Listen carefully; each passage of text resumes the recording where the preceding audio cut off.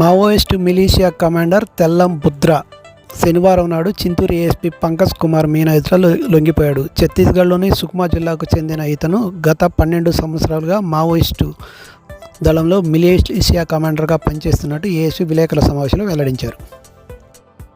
అతని పేరు తేలం బుద్ర, స్వగ్రామం చిమిలిపెంట, జగర్గుండా పోలీస్ స్టేషన్, జిల్లా సుక్మా, ఛత్తీస్గఢ్.